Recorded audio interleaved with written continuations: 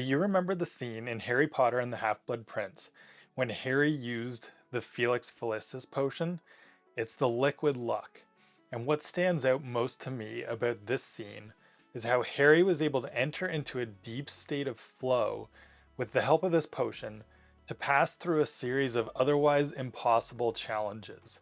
And in this video, I will explain why the flow state is like having liquid luck on your side when you're trying to perform your best. If you're not maximizing the time that you spend in flow, whether with your professional life or with your hobbies, there's a performance benefit that you're missing out on.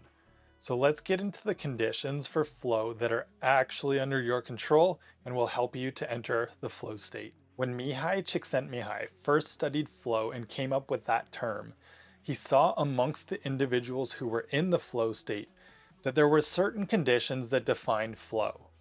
And these conditions have more recently been merged with what are called the triggers for flow states, and some of which are mostly part of the circumstances of the environment or the activity, like novelty or risk, and others are something that we can more intentionally manipulate to increase our chances of entering the flow state. So here are the top 4 conditions, and if you stick around, I'll share a bonus 5th tip that can also help you to stay in flow longer. The flow state is goal-directed and rule-bound, and this means that you can't just blindly fly into action without a plan.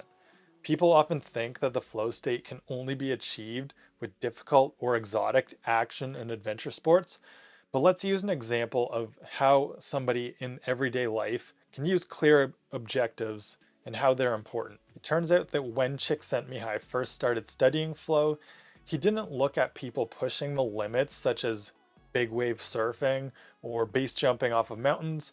Instead, that he looked mostly at what we would consider as regular jobs. Things like working in factories and herding sheep.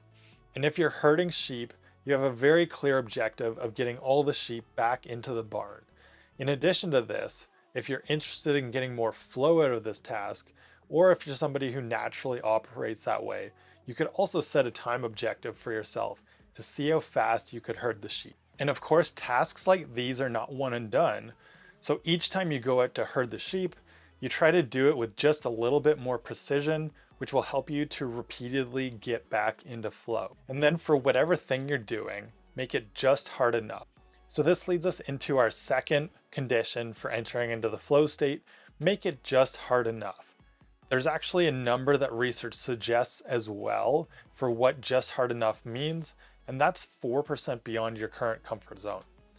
There's an important challenge to skill ratio in getting into flow, and if we draw this out on a graph, we happen to see that boredom is below the line, and too far above it is where we start to feel anxious because the challenge is too much greater than our current skill level. But as Andrew Huberman teaches in one of his great podcast episodes on neuroplasticity and the science of how we learn and develop, we need a bit of that itchy feeling of frustration in order to motivate us and stimulate us to grow. And that's where the 4% rule comes in for getting us into flow.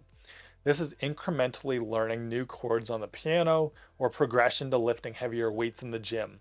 If you try to lift too much before you're ready, you either simply can't lift it or you're going to get hurt. But you can do a few more reps, sets, or slightly increase the weight to make it just hard enough to progress. And then the third condition is to track your progress. Let's talk a bit more about progress because that's the next condition for entering the flow state. Progress is part of receiving immediate feedback on whatever you're doing. This is one of the many reasons that why coaching is so important for peak performers to be at their very best. A coach can provide immediate feedback, but take note, ideally it's done after the action is over so as to not pull you out of flow too soon. But there are a number of ways that you can also track your progress to create your own feedback loops to help you with this condition. It really comes down to tracking what you are doing. For certain activities, it's helpful to take out your phone and record video of what you're doing so that you can learn to improve, much like an athlete who's watching game tape and analyzing their plays. You can use a watch or a stopwatch to help you track anything that has a time-based element to the clear goals that you've set. So next up is eliminate distractions. Another important condition to enter the flow state and stay there is to eliminate your distractions. In action and adventure sports, we may be able to plunge into flow almost immediately because the additional triggers and the novelty that demand that heightened state of performance, quite literally to survive. But for most of us, we're looking to get into flow just to perform better at work or to enjoy our leisure time more. And some research and experience suggests that it can take between 10 to 20 minutes to reach the flow state in these situations. But flow is very fickle, and if we don't put away our phone and limit notifications or distractions from other people, we won't be spending much time, if any, in the flow state. So really take to heart the importance of this condition if you want to enter the flow state. It might feel really hard to do, but so is pushing past your skill level to make sure that there's enough challenge in place, and these are the prices that we must pay to enter into a higher level of performance. And now that we've talked about the four main conditions that we have actual control over when it comes to getting into flow, I want to tell you about one bonus practice to work on as well. The idea is to don't fight the wave. This is also what's known as the yes and trigger for flow. While the conditions that we've talked about so far will help you in entering the flow state more and consistently, this other flow trigger should also be considered when you're learning to spend more time in flow. The yes and trigger is one of the triggers that's found in group flow situations where individuals are working together or playing together and can share a flow state if they're accepting rather than resisting what the other person's doing. And we call it the yes and trigger because of improv. And in improv, the rule is to always agree with whatever was said or done before you with yes and.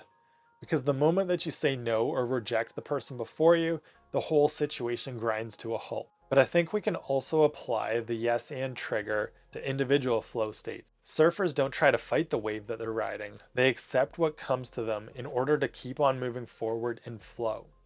And if you roll with whatever comes at you while you're in the flow state or trying to enter into flow, you just might find that everything works out for the best. This is like how when Harry Potter drank the Felicis potion. He accepted whatever was presented before him and improvised until he got to his ultimate goal, with a little liquid luck. So now you have a game plan to enter into the flow state, go out and find your flow. And if you want to learn more about how to recover better so that you can get back into flow more frequently, check out this card for this next video here.